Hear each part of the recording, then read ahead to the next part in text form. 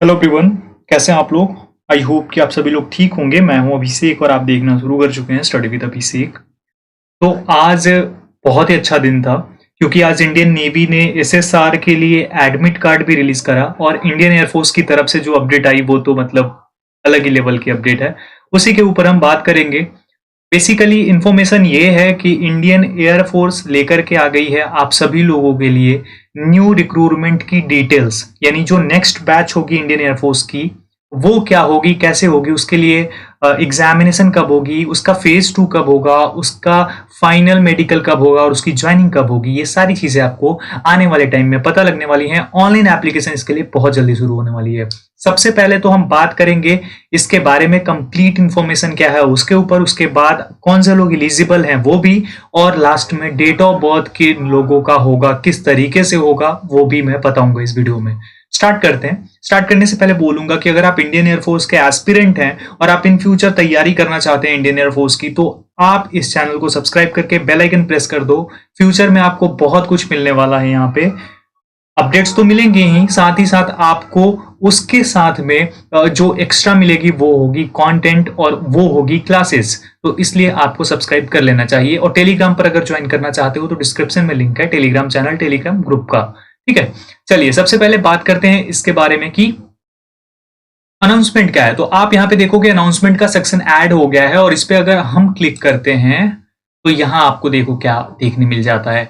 Registration for star 1/2023 for Agniveer Vayu intake 1/2023 will open in first week of November 2022 for male and female candidates. तो यहां ध्यान देने वाली बात क्या है, मेल एंड फीमेल। पहले क्या होता था, सिर्फ मेल कैंडिडेट्स के लिए, इस बार मेल और फीमेल दोनों को मौका मिल रहा है।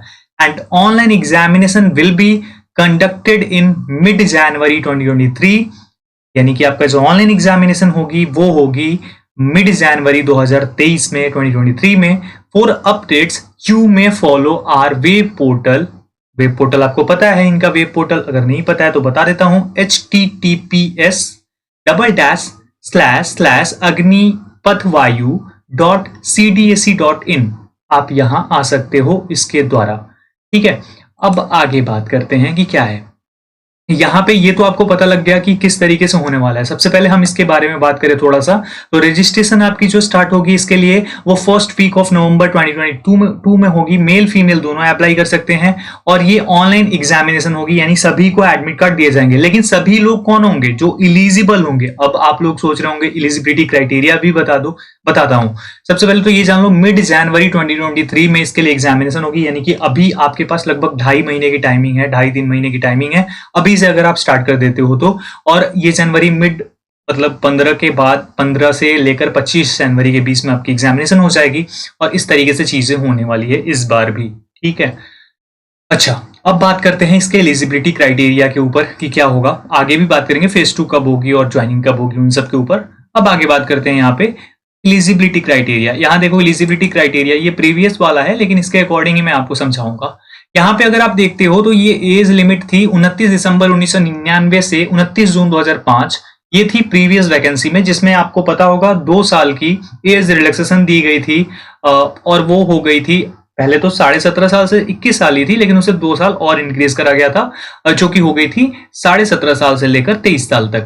लेकिन इस बार जो है आपको 21 साल तक के बंदों को ही, जो गर्ल्स हैं उनको ही चांस मिलेगा 17.5 साल से 21 साल के बीच में। तो इसके अकॉर्डिंग अगर हम बात करें इसके एज लिमिट के बारे में, तो आपको ये क्लियर कर देता हूं कि इसकी एज लिमिट होगी जून से। कब से, जून से। एक बार यहाँ पे भी दिखा देता हूं आपको, ये देखो पिछला नोटिफिकेशन है, आप देख सकते हो यहाँ पे 24 जुलाई, यहाँ 24 जुलाई से लेकर के 5 जुलाई तक ये इसके लिए जो एप्लीकेशन, ऑनलाइन एप्लीकेशन की डेट थी, लेकिन उससे हमें मतलब नहीं है। हम ये देखना चाहेंगे डेट ऑफ बर्थ ब्लॉक, अगर आप देखते हो ये वाला, तो 29 दिसंबर 1999 से 29 जून 2005। लेकिन इस बार जो है ये जो दिसंबर है ये हो जाएगा जून में तब्दील। ठीक है, और अगर हम बात करें 1999 को, तो ये हो जाएगा 2002 में तब्दील। आप मिला लेना, यही होने वाला है। और ये जो डेट्स है ना 29 दिसंबर, तो ये समझ लो कि 25 to 30th ऑफ जून ही होने वाला है मेरे अकॉर्डिंग। ठीक है, बाकी जून में ही होगा, ये कंफर्म है, जून 2002 से लेकर। और आपका जो नेक्स्ट होगा, मतलब 2002 से लेकर के क्या होगा, तो ये जो होगी ईयर होगी 2005 ही रहने वाली है, इसमें कोई चेंज नहीं होगा, बिकॉज ये 29 जून आपको दिख रहा है ना। तो इस बार जो है मे बी आपको ऐसा भी हो सकता है कि 29 जून से लेकर के 29 दिसंबर तक हो जाए, ऐसा भी हो सकता है, लेकिन दिसंबर ही मंथ दिसंबर ही रहने वाला है। तो इस तरीके से जून 2002 से और दिसंबर 2005 के बीच में इस बार एज लिमिट जिनकी होगी वो सभी लोग एलिजिबल होंगे। अब आगे बात करते हैं इसके बारे में कि और क्या एलिजिबिलिटी क्राइटेरिया के अंदर है। यहाँ पे आपके लिए दो चीजें होती हैं, पहले आपको समझ नहीं आता था, अब बता देता हूँ। साइंस सब्जेक्ट आपको देखने को मिल जाता है। इसमें क्या होता है, इसमें आपका 10+2 होना जरूरी है, लेकिन 10+2 कैसे होना जरूरी है, आपका फिजिक्स होगा, मैथ्स एंड इंग्लिश, ये तीनों मैंडेटरी सब्जेक्ट है, ये आपका होना ही चाहिए। और इसमें भी एक और मैंडेटरी चीज है, वो है 50% मार्क्स इन एग्रीगेट, यानी आपका 50% एग्रीगेट में, जैसे अगर 500 नंबर का एग्जामिनेशन आपका होता है आपके बोर्ड में, तो 250 नंबर या उससे ज्यादा होगा तभी आप एलिजिबल होंगे। और साथ में 50% marks in English as per the marksheet of class 10+2 intermediate equivalent exam. मतलब आपके एग्जाम में, जैसे इंटरमीडिएट में क्या होता है कि आपका जो एग्जाम होता है कहीं कहीं 150 नंबर का भी होता है, तो 150 नंबर में 50% यानी 75 नंबर आपका होना चाहिए। अगर 100 नंबर का है तो 50% होना चाहिए, उससे ज्यादा होना चाहिए एग्रीगेट में इंग्लिश में, तभी आप एलिजिबल होंगे। या फिर आपने ये डिप्लोमा कोर्स कंप्लीट करा होगा, ये गर्ल्स एंड बॉयज दोनों के लिए सेम ही क्राइटेरिया रहने वाली है, और 50% मार्क्स एग्रीगेट में इंग्लिश में होंगे तभी आप एलिजिबल होंगे। और या फिर 2 साल का वोकेशनल कोर्स, नॉन वोकेशनल, ये होना चाहिए। फिजिक्स और maths state education board council which are listed in COBAC with 50% marks in aggregate and 50% marks in English. तो इसमें भी ये चीज सेम ही रखी गई है। अदर देन साइंस, मतलब ये वाई ग्रुप, ये समझ लो सिंपल कि ये एक्स ग्रुप है, ये समझ लो ये वाई ग्रुप है, अदर देन साइंस सब्जेक्ट। तो इसमें क्या होता है, इसमें 10+2 आपका होना चाहिए, लेकिन इसमें ये छूट दी गई है आपको कि आपका जो है, जैसा मैंने बताया कि फिजिक्स, मैथ्स एंड इंग्लिश होना चाहिए, लेकिन इसमें कुछ नहीं, इसमें आपकी इंग्लिश सब्जेक्ट होनी चाहिए, और बाकी जो फिजिक्स और मैथ्स है उसे हटा दिया। मतलब अगर आप आर्ट से अगर आपने 10+2 करा है तो भी आप एलिजिबल हो, अगर आपने कॉमर्स करा है तभी आप एलिजिबल हो, और अगर आपने साइंस करा है तो ऑब्वियसली आप तो दोनों के लिए एलिजिबल हो जाते हो। तो 50% मार्क्स इसमें भी होना चाहिए, और इंग्लिश में 50% मार्क्स या उससे ज्यादा होना चाहिए, या फिर पास्ड होना चाहिए 2 साल का जो वोकेशनल कोर्स है, और साथ में 50% मार्क्स एग्रीगेट में, 50% इंग्लिश में। उसके बाद NSCE सब्जेक्ट, जो science subject other than science subject, उसके लिए भी यहाँ पे रखा गया है। और दोनों के लिए अगर आप अप्लाई करना चाहते हो तो सेम वही है कि आपका अगर फिजिक्स, मैथ्स और जो इंग्लिश है उसमें 50% है तो आप दोनों के लिए भी अप्लाई कर सकते हो। लेकिन अगर आप आर्ट्स से हो तो आपको वाई ग्रुप में अप्लाई करने के लिए which is other than science subject, उसमें अप्लाई करने का मौका मिलेगा। ठीक है, इस बार ध्यान से अप्लाई करना, क्योंकि पिछली बार क्या हुआ था, कुछ लोगों ने जो है वो साइंस सब्जेक्ट में अप्लाई कर दिया था। ठीक है, तो वो चीज ध्यान रखना कि आपको वाई में करना है तो अदर देन साइंस सिलेक्ट करना है, वैसे मैं बताऊंगा इन फ्यूचर।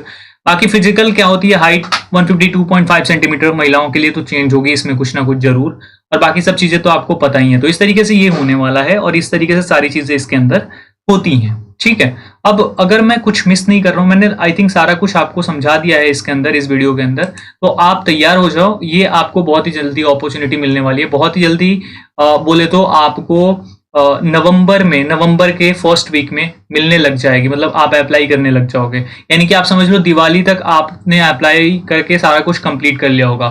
तो अभी से अगर आप स्टार्ट कर देते हो तो सपोज करो कि जिस तरीके से पिछली बार 18 से 24 के बीच में आई गेस हुआ था एग्जामिनेशन, तो 18 से 24 जनवरी के बीच में एग्जाम हो जाता है, या 15 से 21 जनवरी के बीच में एग्जाम हो जाता है। तो आपके पास लगभग इस मंथ में 4 दिनों का टाइम, 4 से 5 दिन, और नेक्स्ट मंथ में अगर बात करें और उसके अगले मतलब 3 महीने का टाइम ऑलमोस्ट आपके पास है। 3 महीने से भी कम 82 डेज आपके पास हैं, तो उसमें ही आपको जो है तैयारी करनी है। और गर्ल्स के लिए काफ़ी अच्छी अपॉर्चुनिटी है।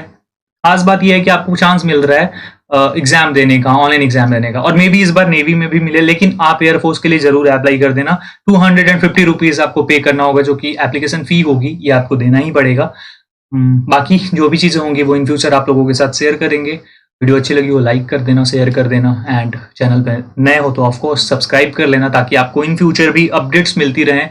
कोई भी ऐसी चीज़ जो आपके मन में कन्फ्यूजन क्रिएट कर रही हो, वो कन्फ्यूजन मैं ऑलवेज ट्राई करूंगा कि क्लियर करता रहूं। ठीक है, फिलहाल इतना ही। होप आपको वीडियो भी पसंद आई होगी, लाइक एंड शेयर कर देना अपने दोस्तों के साथ, ताकि वो लोग भी ज्वाइन कर सके स्टडी विद अभिषेक कम्युनिटी को और इसका हिस्सा बन सके। बाकी फिलहाल इतना ही, अपना ख्याल रखो, सबका ख्याल रखो। Thank you so much. जय हिंद।